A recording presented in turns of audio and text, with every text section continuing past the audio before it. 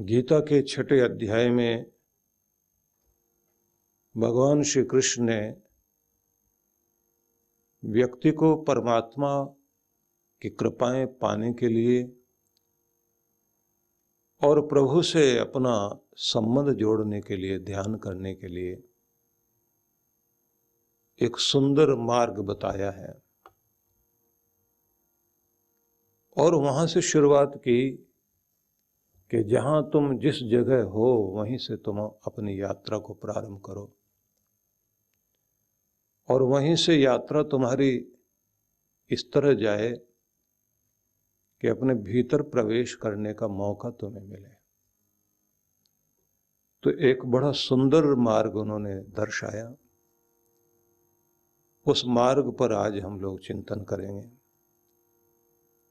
उनके संदेश इन श्लोकों में आप ध्यान देंगे। शुचो देशे प्रतिष्ठाप्य स्थिरमासन्मात्मना नात्युच्छ्रितं नातिनीचं चैलाजिन्कुशोत्तरम्। पवित्र आसन पर आप बैठिए जो न तो अधिक ऊंचा हो और न अधिक नीचा हो। आसन बिछाकर फिर कुश या मृगछाला या कोई भी ऐसा वस्त्र जिससे शरीर की विद्युत धरती से न जुड़े, आपके शरीर में गतिमान रहे, तो ऐसे एक के ऊपर एक रखकर जो बना हुआ आसन हो उस पर आप बैठें।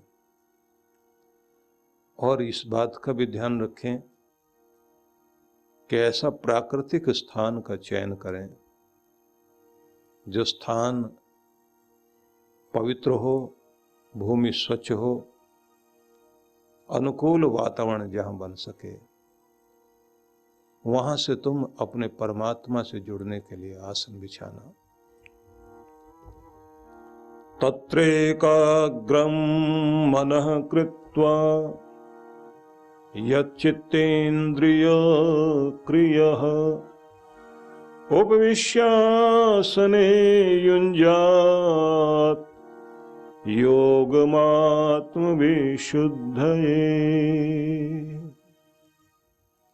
आसन पर बैठकर फिर मन को एकाग्र करें और चित्त और इंद्रियों को, उनकी प्रवृत्तियों को भी एकाग्र करते हुए, नियंत्रित करते हुए आत्मशुद्धि के लिए ध्यान का अभ्यास करना चाहिए।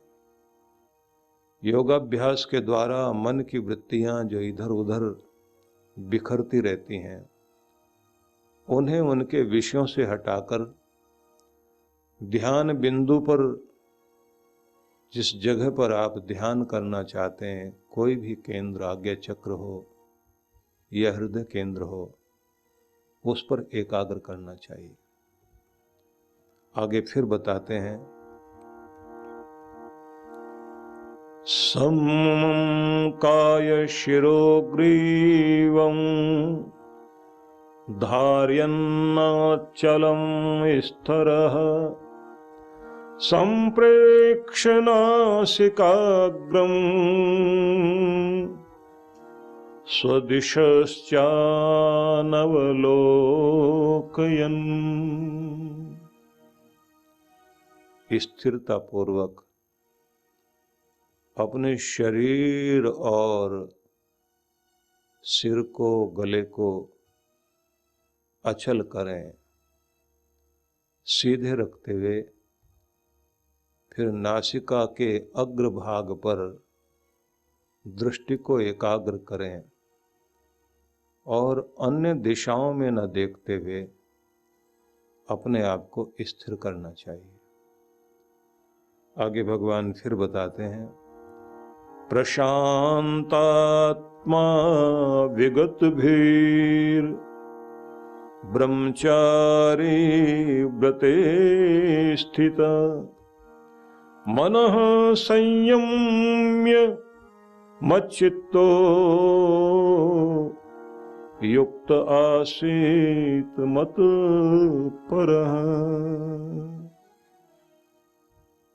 शांत चित होना, निर्भय हो जाना और ब्रह्मचर्य में संयम में दृढ़ होकर जितेंद्रिय पुरुष जब श्री कृष्ण कहते हैं मेरा प्रभु का चिंतन करता हुआ, जो मुझे ही अपना लक्ष्य मानकर बैठ जाए, ऐसा व्यक्ति ध्यान में स्थित हो जाए, तो वहीं से मुझे प्राप्त करने का, प्रभु को प्राप्त करने का मार्ग प्रारंभ होता है। तो ये 4 श्लोक हम लोगों ने सुने। इन श्लोकों पर आइए हम विचार करते हैं। तो सबसे पहले भगवान श्री कृष्ण हमें ये निर्देश देते हैं कि अपने स्थान को चुनाव करिए। आप कैसे स्थान पर बैठकर आप भगवान का ध्यान करेंगे। स्थान का अपना बड़ा महत्व है। साधना करने वाले लोग पूरी धरती से ऐसी जगह ढूंढा करते हैं जहां बैठकर उन्हें आसानी हो, जहां से परम तक पहुंचने में उनकी ऊर्जा केंद्रित हो सके। तो एक तो ये बात ध्यान रख लीजिए कि स्थान का चयन, प्राकृतिक स्थान, पवित्र स्थान, उसका चयन कीजिए स्वयं को पाने के लिए और अपने अंतःकरण की शुद्धि के लिए। फिर आगे उन्होंने ये भी बताया है कि आपका आसन, मतलब जो आप बैठेंगे तो स्थिर होकर के बैठें, संतुलन जिसमें सध सके। अंगों का संतुलन भी आवश्यक है। मतलब ये है कि आपके शरीर के अंग जो भूमि को स्पर्श करते हैं, उन अंगों में आपने ये ध्यान रखना है कि संतुलन बनाकर बैठें। एक साइड से आप भूमि को छू रहे हैं, मतलब आसन को, दूसरी साइड को आप जो है ऊपर उठा हुआ है, तो आपके सारे अंग स्थिर और संतुलित हों। कारण जो गुरुत्वाकर्षण शक्ति है पृथ्वी की, उसका अधिक प्रभाव उस समय पड़ने लग जाता है व्यक्ति पर जब उसके आसन में संतुलन नहीं होता, और धरती की हर चीज आदमी को नीचे की तरफ खींचती है। इस धरती की जितनी भी चीजें हैं वो आपकी ऊर्जा को ऊपर नहीं उठने देती। लोगों की बातें, लोगों का व्यवहार, संसार का सारा व्यवहार आपको ऐसा ही मिलेगा, भटकाने वाला प्रभाव। दुनिया के बड़े बड़े मनोवैज्ञानिक जिन्होंने बड़ी सारी खोजें की हैं, उन्होंने आदतों पर काम किया, तो ये बताया कि सबसे पहले तो ये ध्यान रख लीजिए कि भटकाने वाली चीज आपके सामने नजर नहीं आनी चाहिए। अगर आप बचना चाहते हैं तो उन्हें अदृश्य करें। तो आपका फोन आपके सामने रखा हुआ है और उसमें कोई ना कोई मैसेज आता जा रहा है, तो आप उसे जब सामने रखे हुए हैं तो उसमें से ध्वनि भी आएगी। ध्वनि बंद भी कर देंगे तो लाइट जलेगी, तो चीज दिखाई देगी, ध्यान जाएगा। दिखाई दिया तो उसके बाद आप देखते हैं जरूरी है या नहीं है। तो जैसे ही आपका ध्यान उधर गया तो उसका मतलब होता है चलो देख ही लेते हैं खोल के।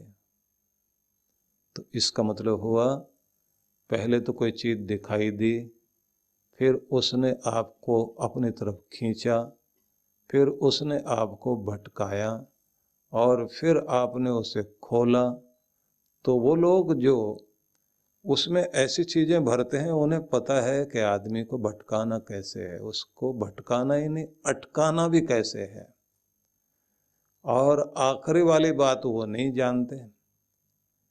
आखिरी बात होती है कि आदमी को लटकाना कैसे है। लटकाना मतलब उल्टा कैसे करना, जिंदगी को उल्टा कैसे करना। तो ये समझ लीजिए कि आदतें इस तरह से काम करती हैं। धरती की गुरुत्वाकर्षण शक्ति ही नहीं, इस धरती की जितनी भी चीजें, जिसको भारतीय अध्यात्म में एक शब्द से संबोधित किया गया कि ये माया लोक है, उस माया लोक का मतलब कुछ और नहीं है। उस माया लोक का मतलब सिर्फ इतना ही हो गया कि जो आपको भ्रमित कर दे, जो वह जैसी है नहीं और दिखाई दे। तो ये सब वही चीजें। तो सबसे पहले श्री कृष्ण ये कहते हैं कि आपका आसन ही नहीं, बल्कि आप जहां स्थिर हो अपनी जिंदगी की जिस जगह पर, उससे नीचे मत चले जाना, गिर मत जाना, आपको ऊपर उठना है। और अटकाओ भटकाओ वाली जितनी भी चीजें हैं, उन सब से आपको बचना है। तो उसका नियम यही है कि वो चीजें सामने दिखाई ना दें, फिर उनकी इच्छा ना जागे, उनका आकर्षण उत्पन्न ना होने दो, फिर उन्हें बार बार दोहराओ मत, क्योंकि इसी से बनती है आदतें। और आदतों के साथ जिंदगी या तो आसान होती है या होती है मुश्किल। अच्छी आदतों के साथ जिंदगी आसान है और बुरी आदतों के साथ जिंदगी मुश्किल है। और फिर ये भी ध्यान रखना कि बहुत सारी ऐसी चीज़ें होती हैं जो आपको देखने में लगती हैं कि वो बहुत आकर्षक और बहुत हितकारी, बहुत शुभ है। बहुत सारे आपको शुभ चिंतक मिलेंगे जो शुभ चिंतक होते ही नहीं है। उन शुभ चिंतकों से तो आपको अगर समझ आ जाए तो आप ऐसे डरेंगे जैसे सांप से, कि इन लोगों की जरूरत नहीं है हमको।